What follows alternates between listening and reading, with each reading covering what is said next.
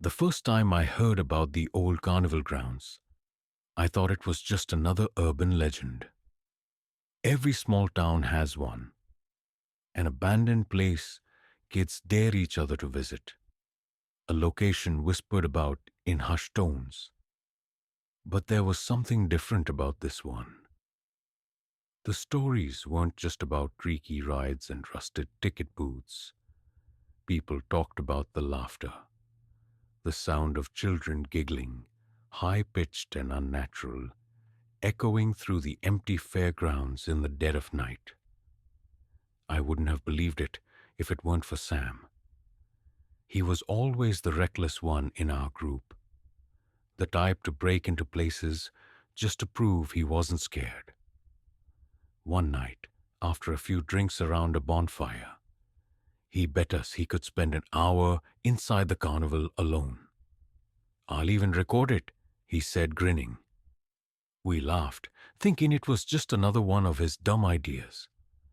But when he came back, he wasn't laughing. His face was pale, his hands shaking. He refused to talk about what he saw. "Just don't go there," was all he managed to say. That was a week ago. Since then, he's barely left his house. His phone, the one he used to record his adventure, went missing. He swore he had it when he left the carnival, but now it was gone. That should have been enough to keep me away. It wasn't. Tonight, I'm standing at the rusted entrance gate, staring up at the sign that still reads, "Welcome to Whimsy World." The once colorful letters are faded peeling, barely clinging to the metal frame.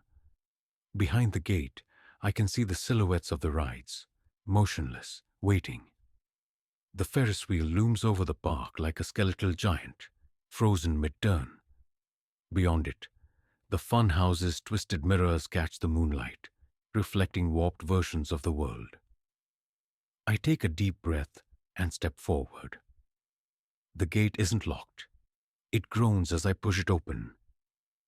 The sound seems too loud, cutting through the eerie silence. Inside, the air is thick with the scent of damp wood and something sickly sweet, like cotton candy left to rot. My footsteps crunch against old popcorn kernels scattered across the cracked pavement. It's strange. Shouldn't the wind have blown all this away by now? I move deeper into the carnival, passing game stalls where stuffed animals hang limp and sun-bleached, their button eyes staring blankly ahead. One of them, a clown doll, is missing an arm. As I turn a corner, something flickers in my peripheral vision. I spin, heart hammering, but there's nothing there. Just the carousel, its painted horses frozen in mid-gallop. A sign hanging from its entrance reads, "Closed for maintenance." A breeze picks up, and suddenly I hear it. Laughter, not just any laughter, children's laughter. It's distant at first, carried by the wind, but it's growing closer. My stomach tightens as I strain to see where it's coming from. The carnival is supposed to be empty. Then the carousel lights flicker. Once, twice, and then the music starts. I freeze. The carousel should not be working. There's no power here, no staff, no visitors. Yet the old calliope music drifts through the air, its notes warping and bending, like a broken music box struggling to play its tune. The painted horses begin to move, their frozen expressions eerily cheerful as they bob up and down. The golden poles twist as the ride slowly turns, its rhythm too perfect for something abandoned for years. A cold wave of fear washes over me. I should leave. I should turn around and walk back the way I came, but my feet stay rooted to the ground, my breath shallow. Then, out of the corner of my eye, I see movement. At first, I think it's just a shadow cast by the flickering carousel lights. But no, someone is sitting on one of the horses. A small figure, hunched forward, gripping the pole. A child. I try to rationalize it. Maybe a homeless kid, maybe some local daredevil playing a prank. But as I step closer, my stomach knots. The child's clothes are old-fashioned, too old-fashioned. A faded blue coat, scuffed black shoes. The hair is dark and tangled, hanging over their face. Hey, my voice is barely above a whisper. Are you okay? No response. The carousel keeps turning. The music keeps playing. Then slowly, the child lifts their head, their face. There's something wrong with it. The features don't seem fully formed, like a smudged painting. Their eyes nothing more than dark hollows. My body tenses as the child opens their mouth, wider than humanly possible, and lets out a sound. Not a scream, not laughter, something in between. I stumble back, my foot catching on a loose piece of pavement. My body crashes onto the ground, the impact knocking the air from my lungs. I scramble backward, eyes locked on the child, as the carousel slows to a stop. The laughter, the same laughter I heard before, erupts from all around me now. But it's not just the child laughing. It's coming from everywhere, from the empty ticket booth, from the game stalls, from the Ferris wheel. Too many voices. High-pitched, gleeful, unnatural. I push myself up and bolt. My heartbeat pounds in my ears as I sprint through the carnival, past booths with rotting stuffed animals and rusted balloon darts.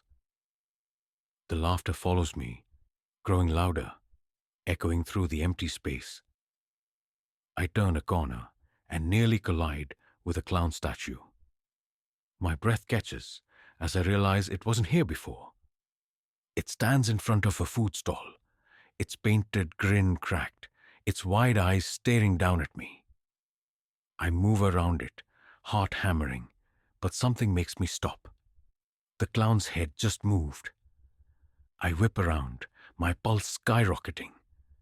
It hasn't changed positions, but I know what I saw. A bead of cold sweat rolls down my back as I slowly step away. Then, a whisper right next to my ear. Stay. I spin, but there's no one behind me. My hands shake as I back away. Then, without warning, the lights strung across the carnival flash to life, bathing everything in a sickly yellow glow. Music blares from unseen speakers, not just from the carousel now, but from all around. Warped circus tunes playing over one another, creating a deafening cacophony. The air thickens, suffocating, as if the carnival itself is alive, breathing. Then a new sound. The rusted Ferris wheel groans, the metal shrieking as it begins to turn on its own. I look up, my breath catching. Someone is inside one of the carts. I can barely make them out, but there's a shape sitting stiffly in one of the topmost carriages, motionless, watching me. I don't wait to see more. I run. I run without looking back, weaving through the twisted remains of the carnival. My lungs burn, but the fear pressing against my ribs is far worse. The laughter hasn't stopped. It follows me like a thick fog, curling around my ears, whispering, giggling, taunting. I swear I hear my name in it. Then, something grabs my ankle. I crash to the ground with a painful thud, gravel digging into my palms. My breath catches as I kick wildly, trying to shake off whatever's wrapped around me. But when I look down, nothing. No hands, no ropes, nothing but the cracked pavement beneath me. And yet, I felt it.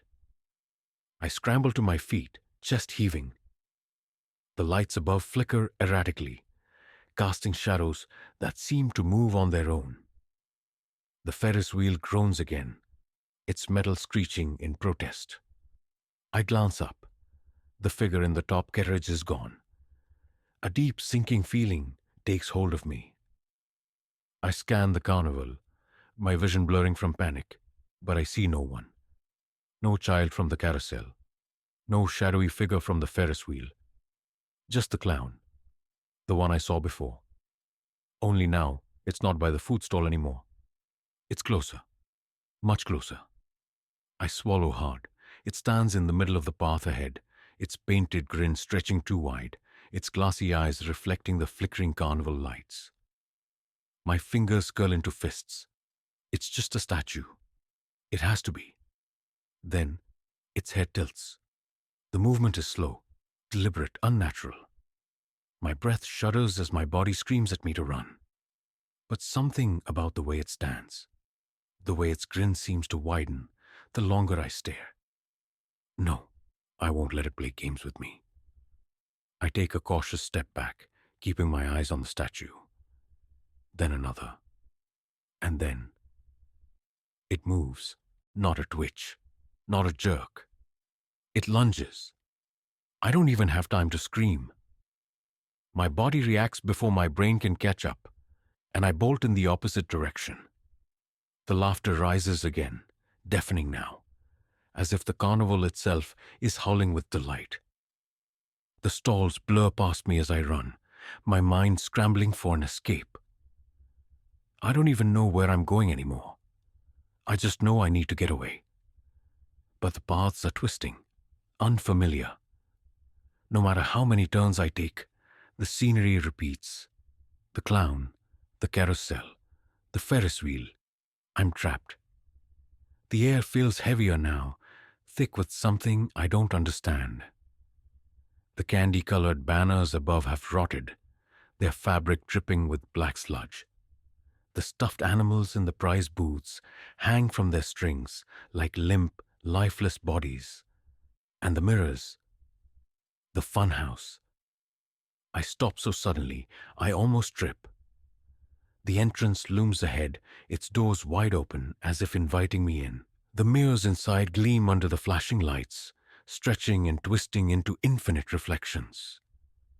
I don't want to go in, but the laughter is everywhere now, closing in.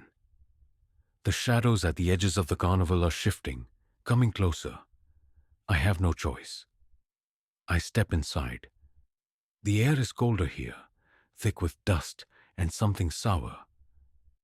My reflection stares back at me from every direction, warped and stretched by the mirrors. I walk deeper, the distorted versions of myself twisting with each step. Then, one of them moves on its own. I freeze.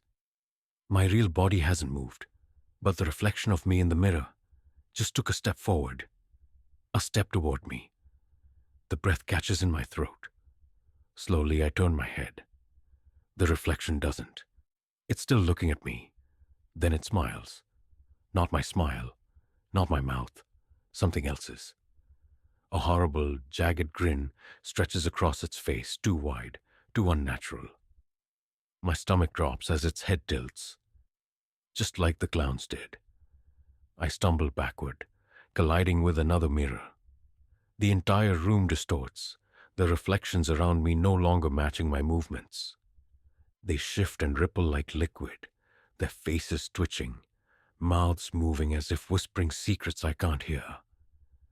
Then, one by one, they start to step out of the mirrors. I turn and run, but no matter which way I go, the mirrors surround me. The reflections aren't just warped now. They're wrong. Their faces are too hollow, their limbs too long. And worst of all, they're stepping out. The first one emerges with a sickening liquid-like ripple, as if the glass itself is birthing it. Its feet touch the floor soundlessly. Then another, and another. I don't look at their faces. I can't, but I hear them breathing. Shallow, ragged, and too close. A cold, trembling horror grips my body as I bolt forward, twisting through the labyrinth of glass. My own reflection flickers between the normal and the monstrous, as if reality itself is unraveling. The laughter from outside has changed. It's no longer just playful or eerie. It's something else. Something darker. Mocking. Hungry. I don't know how long I run before I finally see it. The exit. A narrow doorway at the end of the hall, barely visible through the shifting reflections. My chest burns as I push forward. The sound of footsteps. No, too many footsteps following me. Then, just before I reach the door, a voice whispers behind me. It's my own voice. Don't leave. My blood runs cold. Every part of me screams not to turn around, but I can feel it. Something just inches away, close enough to touch. My breath is shaking. My fingers numb as I force myself to take one more step. Then hands. Cold, thin, too many hands. Grab at my arms, my shoulders, my neck, fingers curl around my wrists, tugging me backward. I scream and thrash, my body lurching forward, fingertips stretching toward the door. But the grip tightens. I make the mistake of looking back. It's me. Dozens of them. All of them have my face. Twisted, grinning, their eyes black voids of nothingness. Some of them have mouths that stretch far too wide. Others have arms that are too long, reaching, grasping, pulling me into the mirrors. The glass ripples like water as I fight against them, my body slipping, sinking. The world distorts, carnival lights flickering, laughter echoing, everything stretching and folding around me like I'm being swallowed whole. Then I fall. I don't remember landing. Only the sensation of weightlessness, of sinking into something cold and endless. My screams feel muffled, as if the sound doesn't belong in this place.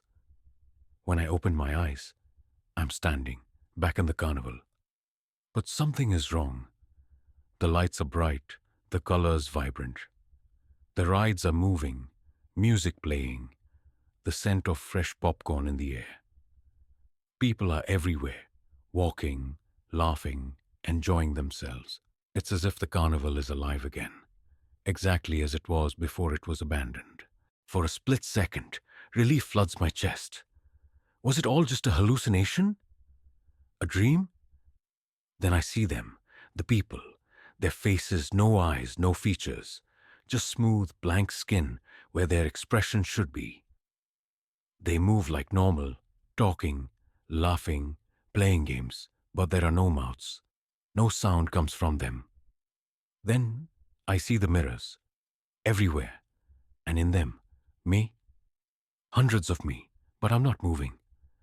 The reflections stare at me, frozen, watching, waiting. A shiver crawls up my spine as I take a step forward. The reflections don't copy me. They don't move at all, and then one of them grins. The last thing I hear before the world swallows me whole is the sound of laughter, high, sharp, and endless. And this time, it's mine.